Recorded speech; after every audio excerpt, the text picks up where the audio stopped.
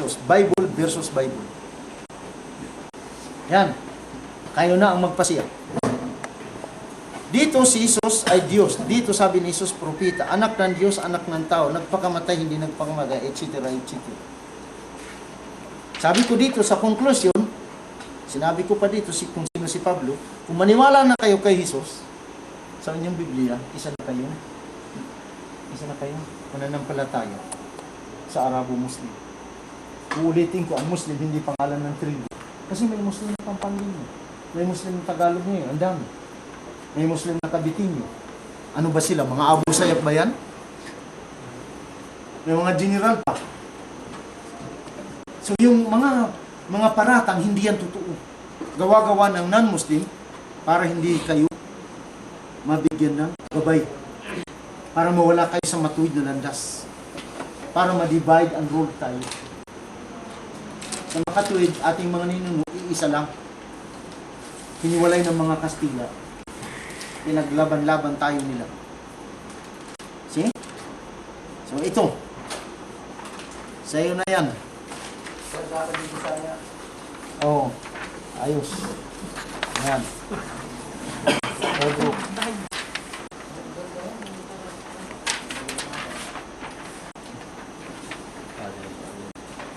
Uulitin ko, huwag ipamilit ang pagpatalima sa reliyon. Maraming nagbalik Islam pero nag-surrender sila kusang loob.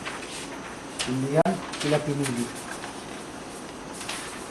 Natatakot sila, baka mamamatay sila na hindi sila nakasunod sa aral ng mga propeta at sulit.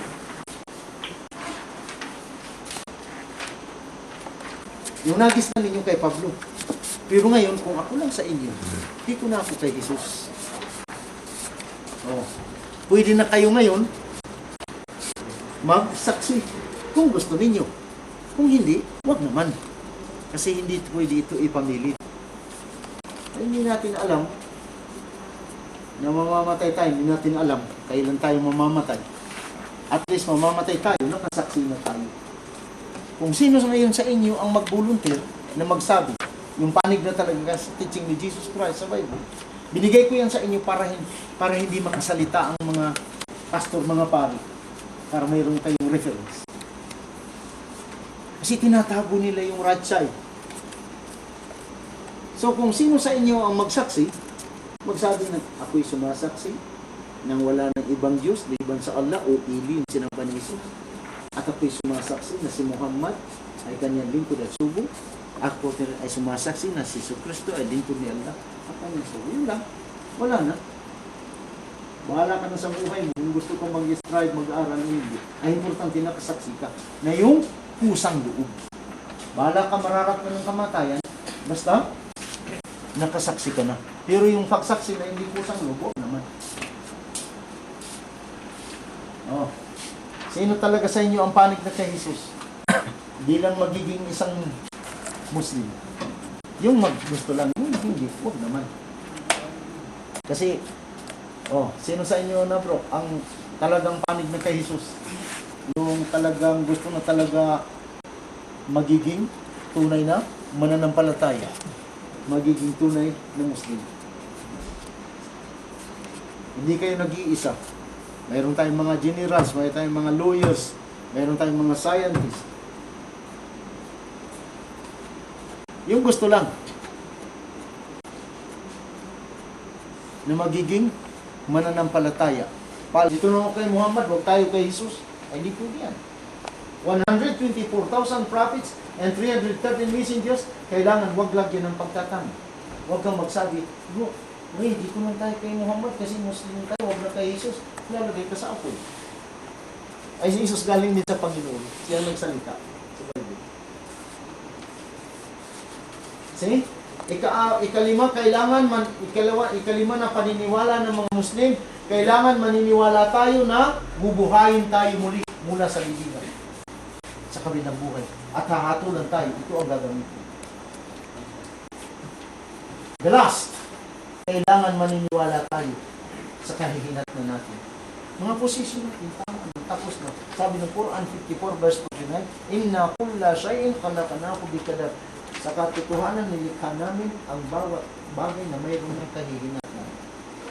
At sabi ng Abdullah na anak ni Amar, anak ang pangalan ay Allah o El sa Hebrew.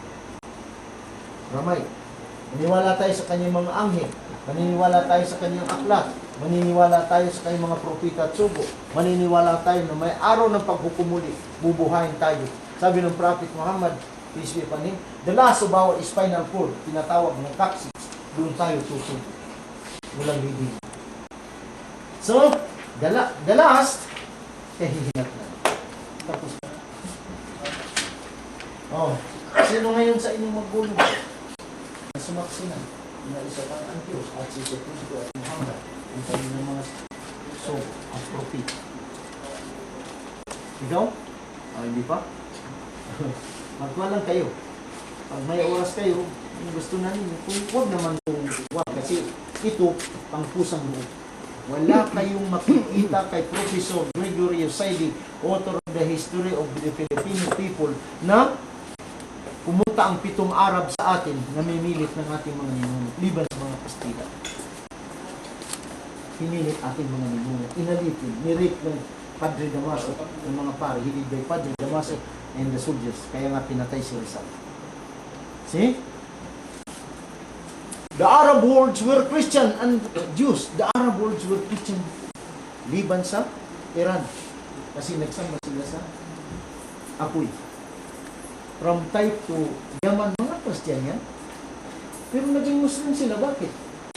Andyan sa kanilang Torah at sa kanilang Ebanghelyo, pinangalanan ang Prophet Muhammad, peace be upon him, na susunod kay Jesus. Pero dito, hindi na ito salita ng Diyos. Wala mang Muhammad sa Old and New Testament. Kinuha nila. Pero sinabi ng Allah sa Quran, 7:157, mababasa ang hindi marunong bumasa na propeta, hindi marunong sumulat ang Muhammad, mababasa sa kanilang Torah at Ebanghelyo. Dito, wala kang makikita. Dahil hindi na salita ng Diyos. Kay Pablo.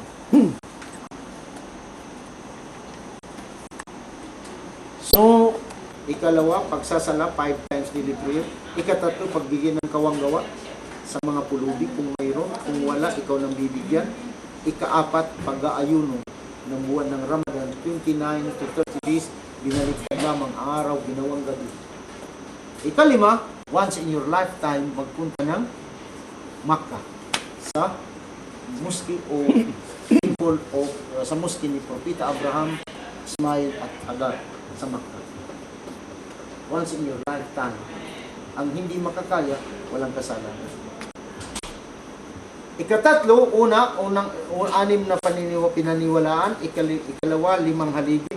Ikatatlo, yung tinatawag na ihsan. Ito ang tinakasintir ng tinatawag na ihsan. Nakasintir ng batas ng Islam dito sa Kingdom Saudi Arabia. Anong tinatawag na ihsan? Mag-iisip ka na nakita mo ang Diyos pag magdarasal. Dahil hindi natin makikita, ang iisipin na lang natin, siyang nakakakita sa atin. Maraming mga tao, pag siya na nag-iisa, wala naman nakakita sa atin. Sige, kain tayo ng baboy o inuman tayo ng alak, alikaros, magtalik tayo. Wala nakakita sa atin. Hindi niya alam na, sabi ng Allah sa Quran, 61, even like an atom, I have recorded of your deeds. Alam ko ang business ninyo. Alam kong saan portion ng Quran ang binabasa. Quran 50 verse 16, ako sabi ng Allah, ang lumikha ng inyong kaluluwa. Alam ko kung anong naiisip ninyo dahil malayo na ang inyong jugular vein. Ako ang pinakamalapit, sabi ng Allah. Plus, ang problema sa kabilang buhay, sabi ng Quran 24 verse 24, ang ating mga kamay, dila at paa, pasalitain ng Allah laban sa atin. Wala sa Bible yan. Quran 36 verse 65, sasarhan ko ang inyong mga bibig, din pasalitain ko laban sa inyo, inyong mga kamay at mga paa, sa lahat ng inyong ginagawa, ng nilalabag ninyo na aking mata. Quran 41, 19 to 23, sa kabilang buhay, ang hindi naniniwala sa akin, iipunin ko sila at palalakarin ko sa apoy. Pagdating sa apoy, pasalitain ko ang kanilang mga tayo, mga mata, at mga balat sa lahat ng kanilang ginagawa. At magtatanong na kayo sa inyong balat tainga at mata. Bakit kayo nagsalita laban sa amin? At sasagutin kayo, wala kami magagawa. Bawat bagay ay pinasalita ng Allah, nilikha ka noon at ngayon ikay pinabalik. Kaya nga sabi ng Allah, wala kayong matatago sa akin. Yung iniisip ninyo na hindi ko alam ang inyong ginagawa, nakasisira sa inyo. Bilang isang Muslim, magbabago ka talaga sa iyo. Hindi ka na makainom ng alak, hindi ka na makasikan sa babae, hindi mo kapatid, hindi mo asawa. Huwag ka makipag-usap sa bata, ng dalawa lang kayo. Makikita ka ng kung dyan na mutawa, yung conservative. Marriage contract, wala, papaluin ka naman. Doon na tayo magkikita naman sa Diyos. Kasi kami ang lecture. Pain yung mga sarili. And adore your Lord. At sabayin ninyo ang inyong Diyos that you may prosper upang kayo magtatagumpay. So, Quran, Biblia, patira pa lang. Walang sinabi na ganyan. Walang sinabi na sumasayaw si Jesus. So, mula ngayon, huwag na kayo magganyan. Sundin na ninyo si Jesus kung tunay kayo na yung umibig kay Jesus. Gawin yung tularan. Pag hindi nyo gawin tularan, si Jesus kawawa. So, ulitin ko, ang pagpasok sa Islam, walang pakinkin, magsalita, magsabi ka lang, ako'y sumasaksi na wala nang ibang tunay na Panginoon, liban sa Allah, at ako'y sumasaksi na si Muhammad ay kanyang lingkod at sugo, at ako rin ay sumasaksi na si Yesu Cristo ay lingkod ni Allah at kanyang sugo. Yun lang. Wala na. Muslim ka na. Pero, pusang loob. Yung hindi pinipilit ang tao. Yung hindi pinipilit ang